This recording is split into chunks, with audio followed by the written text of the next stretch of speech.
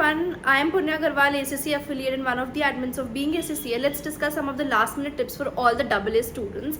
So first thing is that I hope that you are done with your pre-June mock. I know that the level of the paper was very easy. For the students who do not know it and are self-studying and did not get it checked by some tutor or somebody, but the level of the paper of pre-June mock was very easy. There was no technical questions in section A or in section B. It was a direct paper, so expect the level as same or above only. Of course it won't go below this.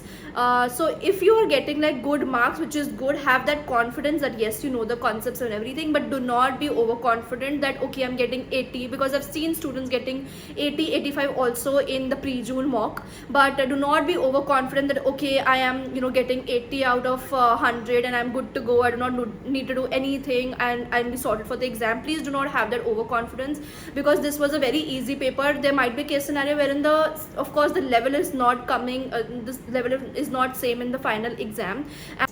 So expect always a level up for your paper and be prepared that even if some technical thing do appear in your exam, you're better prepared for that. Then the next thing is your section A. I know that a lot of students take it for granted, thinking that it's just like MCQs, but it's not MCQs. It can actually make or break your paper.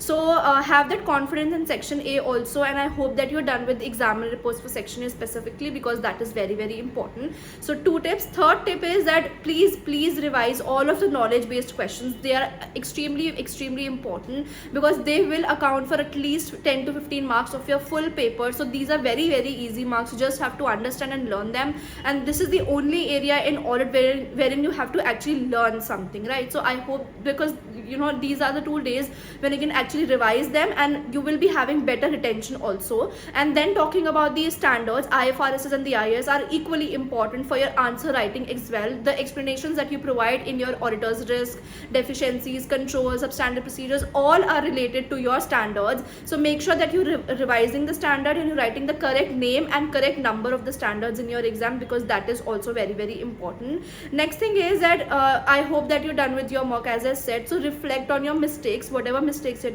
you did in your paper, and if your tutor or somebody checked it for you, ask them how can you improve it, and then reflect on the mistakes, and of course do not do the same mistakes in the final exam. Then the next thing is that time management, of course, is very important. I cannot emphasize more upon the time management, because it is a subjective paper. You tend to write a lot of stories which is not even required. So I have already posted a common mistakes video of for AA students. You can check that video out. In that I explained you how you make up stories, and that is also that's not important for the paper. So that is all. And then the last thing is, have that confidence on yourself, and be better prepared for the paper.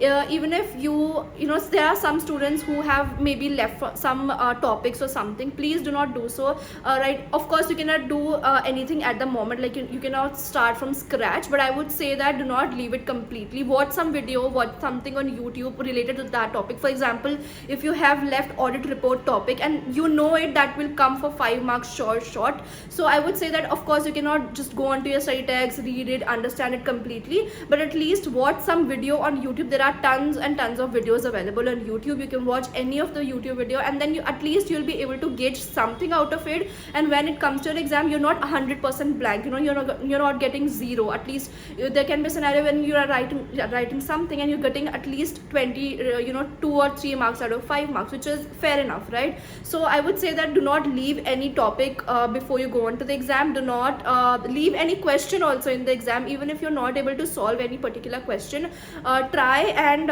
leave it for that time, and then come back to it later, and then at least write something in relation to the case scenario, and then you'll be good to go. So these were some of the last minute tips. I hope that they were helpful for you. All the very best for your exam. Please have that confidence over yourself that yes, I've given my 3 months to the paper, and I'll be good to go with the paper.